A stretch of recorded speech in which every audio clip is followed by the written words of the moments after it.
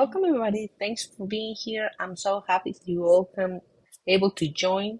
Uh, and today we're going to discuss a little bit building resilient application, how you can implement an hexagonal architecture in serverless application with Python.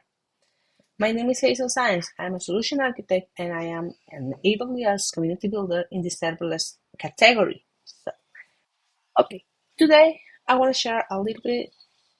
Okay, in this session, we're going to go deep a little bit about what is an hexagonal architecture, what are the use cases that you can apply to them, and most of all, what is the story behind how I learned to design uh, this application implementing it. So, this is a story about how I learned to design resilience application as a rock star. Yeah, it sounds awesome, but it's actually a fact. So, I started to develop software for some years now, and in the beginning, all that I do was designing applications, thinking always as a monolith, because that was the technology back then. So the main focus when I have a problem, I try to design everything in a specific server. With the times go by, I changed that and I started to implement it by using layers. So I started like creating my web server, my application server, my database server, and so on. And that was a good architecture about that time. But everything is progressing and everything we're moving forward, and new technologies all days come along. So I learned how to design in a different approach, most of it because when I started to building in cloud, I realized that approach, in some cases, we can still using it, but it's not the same effective that it had before because now it is like a little bit expensive if we do it that way. So with that said, I changed my mind and I started to think differently. And this is what all this the session and this architecture is about. We need to start things differently. We need to start think not only at the server level. We need to go deep and um, change the way that we design our code. In through the time we're used to have different type of how to split the code, and we have a lot of patterns out there that we can use. Um, we have something like MBC, and I already did that too. And when we have like a microservice, that is a good approach. But when you come a little bit more into the serverless world, you will see that sometimes it's been a little hard to maintain. So let's go move forward. Let's talk about hexagonal architecture. Okay, let's go move forward. Let's for start, let's talk about what is an hexagonal architecture. Okay, the concept says that hexagonal architecture is a pattern that promotes the separation of code logic of an application from its external interactions. Think about your application as a hexagonal. Each side of the hexagon represents a port that interacts with the outside world through an adapter. But let's take a pause in there. The first hexagon that this architecture represents is the domain hexagon. In here, the main target of this section is that all the domain logic, that means all the business logic involved in your applications, goes. But we're gonna have a new approach. So after that, we're gonna have an outside hexagon that calls ports. And this port is we're gonna use it as like a communication between our domain logic, the adapters. And what is the adapters about? The adapters is all the different components that our application needs. And why this is a good approach and why we should even consider it. When we have the domain part in this middle and in the center, that means that you can adapt, and that's why they call these adapters. You can adapt different inputs. You can adapt different inputs and use the same domain logic. So what happens if I need to change one of these inputs? I need to change this one, for example. I just can add a new one and remove this. But all the main logic, all the business logic will be remain intact. So that's why hexagonal architecture is a good idea. But we have another concept in here. In the beginning, I just mentioned that in my journey, I started with monolith application, then with a lighter application, and now we're moving forward to serverless architecture. And in serverless architecture, we all know about what is the good to develop in this kind of architecture. What is that? So we forget about handling the servers because in the past every time we develop someone, we need to know that the server was ready, then the server was patched and everything. So in this scenario, in this architecture, we forget about that. And that's awesome. And that's something important. The other thing that we forget about it is that we don't have to worry about if our architecture will going to grow as we need it. We forget about that. Why? Because serverless architecture offers that. So that's why we want to go there. And one use case that is really common is that I can have a combination of a full application in the serverless architecture itself. I can have a front end and I can design all my backend using a serverless architecture, using different servers and so on. Today, we're going to see like a basic uh, application with serverless. What is that? So I have an API gateway. Uh, I have an API gateway with an interface. So what are the benefits of using an hexagonal architecture? If you try this approach, one of them will be then we enhance the testability. Why? Because the business logic is decoupled from the external components. So that's make it easy to make your test cases to use only the business logic. You can use mock adapters to your port directly from here and just test specifically that functionality. And you isolate your unit testing. That's pretty awesome. What else? Well, you add flexibility into the development and deployment. What happens if you want to shift a monolithic database to a microservice? Or perhaps your user interface change, like the mobile for web, or you change the way that you connect. That can be easily done by using the adapter like I mentioned before. What is the last benefit of using hexagonal architecture that is so important? The maintenance and the scalability. As your application grows, because let's face it, when we start an application, we think we're going to use it right now, but you don't think a lot about what's going to happen in the future. But with this architecture, your code is ready to grow. So as your application grows, maintain and clean the separation between the core logic, the external interfaces, easy that you can scale or you can update the parts of the system. Like I mentioned before, you can change what is the adapter that you're going to use. You need to make a change specific to the business logic. You know exactly where you have to cut up. So that's why it's so important, and that's one of the benefits that you can have. But just let's go a little bit more deep into the future of the application. So let's talk about serverless architecture. In the serverless architecture promotes the idea of building application as a collection of functions that responds to events. That is the concept, yeah, right? So this model complements the hexagonal architecture. Why? Because if you remember the hexagonal architecture, its main complaint, the main target is to the separation of concerns and using functions like a lambda function, you go in the same direction, right?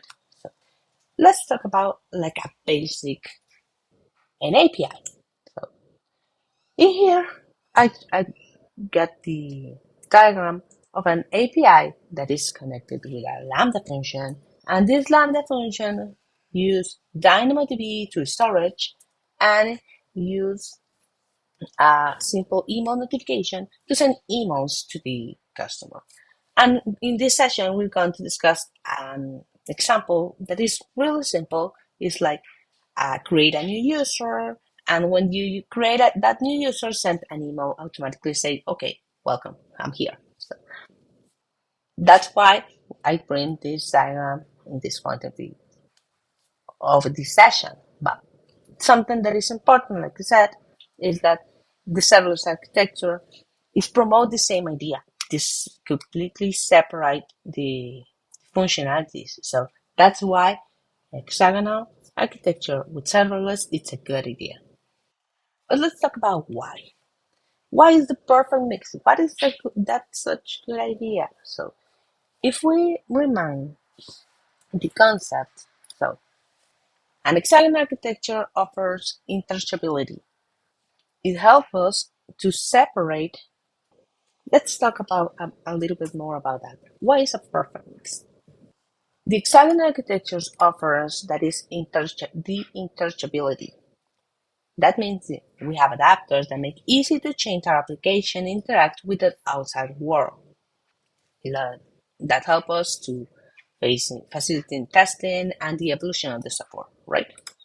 What else? We have simplicity. Despite of the complex name around it, the hexagonal architecture simplifies the application development and maintenance because clearly is separate the responsibilities of each functionality itself. So, and we have the separation of concerns.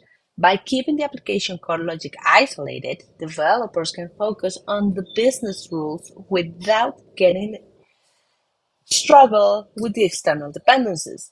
It's more easy to think about my business logic without exactly know what adapters we're going to use. I can use the adapter, but I actually don't know what is beneath that. So I can say I'm going to save it in the database, but I don't care what database is because me, as the business logic responsible, I only say, okay, this is the record, send it to the database. About serverless. Serverless is an event-driven architecture. And what it suffers? What is that?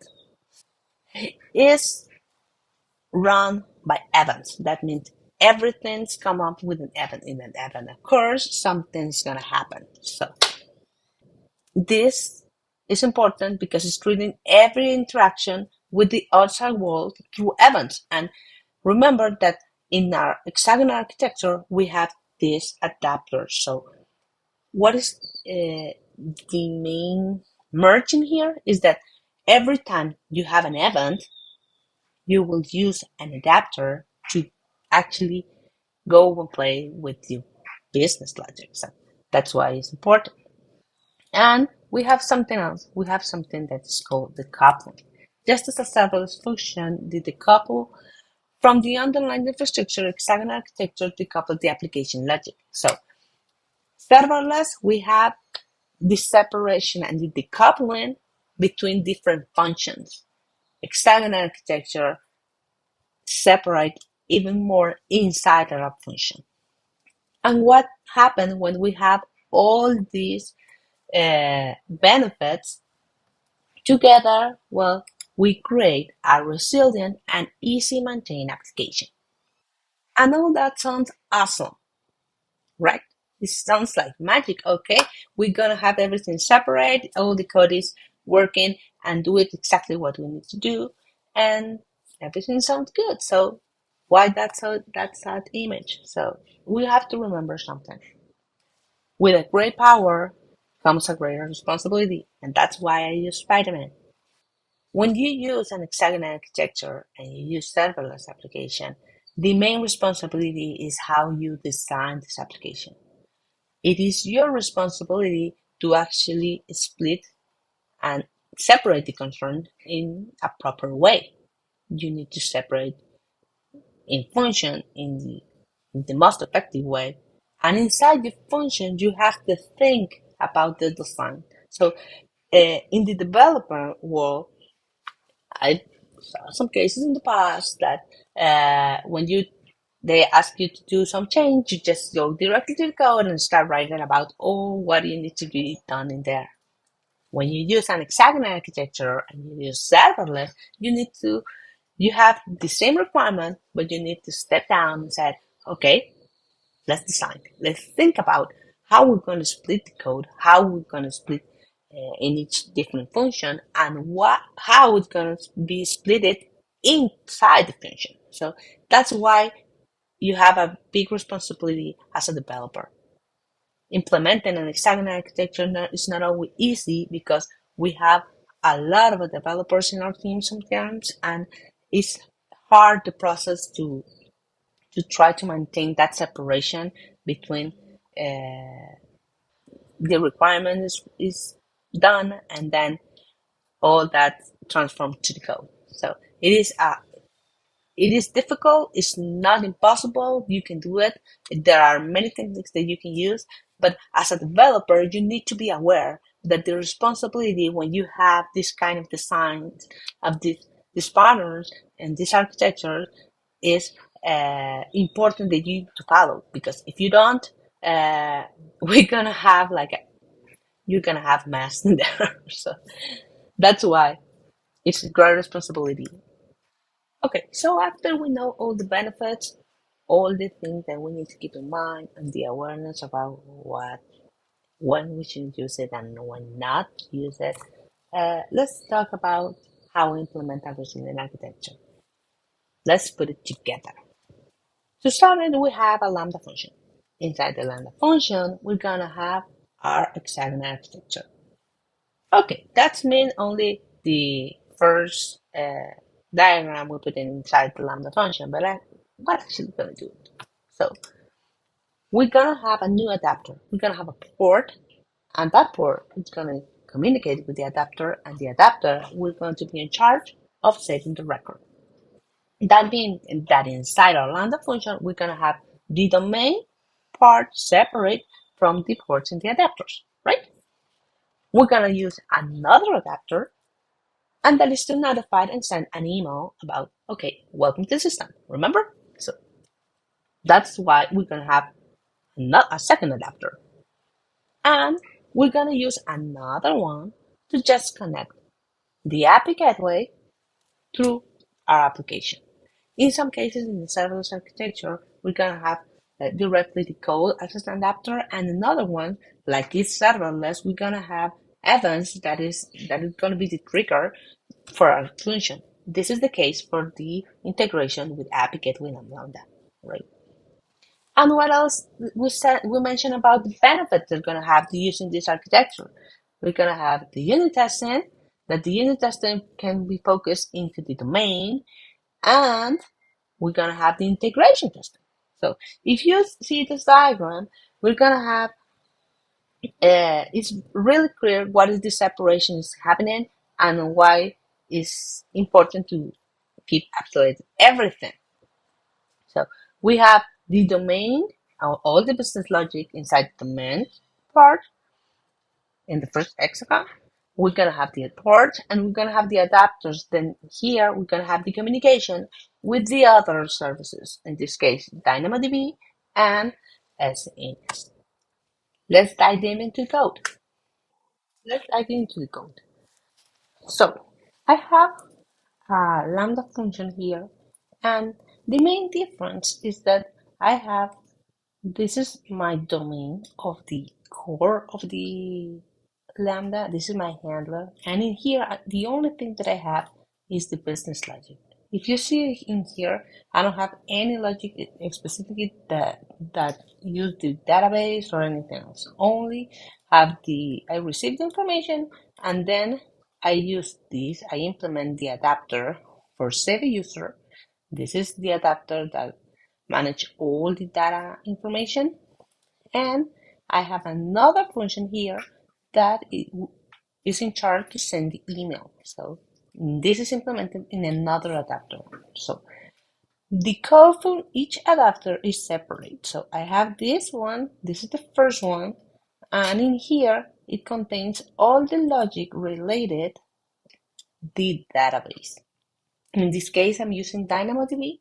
So I have the definition, the table name, the data that I need to insert into the and I have the return that is returning the user ID. Okay, and this is my adapter. I have another adapter that is in charge to send the email, and this contains the logic specifically for the implementation of SES. So I have the email sent in here. I have the source. This is an email account that I create just for this session.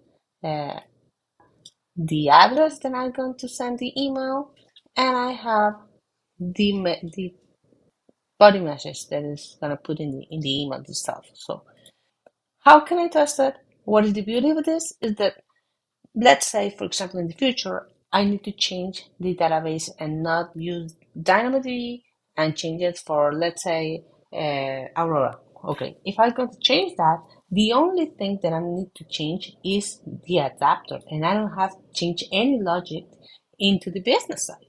See, the core logic remains the same. If I need to add a new logic related to the business, the only thing that I need to change is the core of this function. So the separation of the concerns is really important because it allows me to grow in the future without impact each other, and I don't have this spaghetti code that I used to have in the other uh, architectures or patterns that I used before. So let's test this. So if you see here, I create a test case. This is a really simple that I have the name. This is my payload, the email that I'm going to send it. I'm going to say, hi. I just say Conf42. I forgot in here. Okay, I have the email and I just click send. With this change, I'm going to check it if it is really receiving it. So give me a minute. I will try to show you that. Okay, so if I go my email here, I did receive the email and I have this in the message. Okay, so I say thank you for signing up. We're excited to have you on board. So this is great because it is working. And if I need to change in the future, then I don't need an email, I need an SMS. I can do it just to adding a new adapter in here or redefine my adapter. I can remove this and add a new one that only contains the main logic of the new step that I'm going to implement. So it's really easy. And it's not something that is going to take you a lot of time, but it is important to you take the time to analyze, design this structure in the beginning when you're creating your functions. Why? Because you're gonna save it to yourself in the future.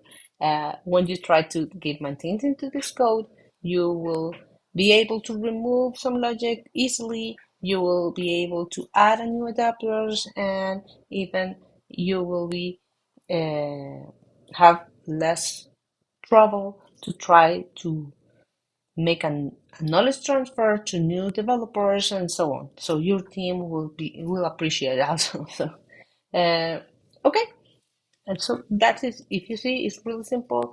Please make a habit to design your function before starting the coding, and let's try to create the more resilient application that we can.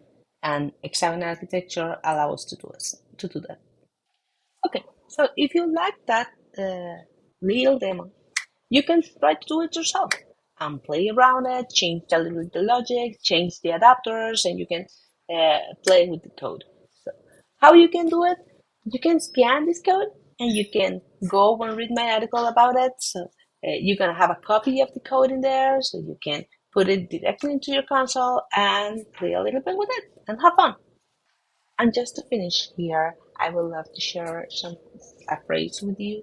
This is from Harry Potter. I am a huge fan of the saga, so this is the sentence. It is our choices, Harry. That shows what we truly are far more than our abilities. Because in this architecture and this design, all is about your choices. All is about your decision.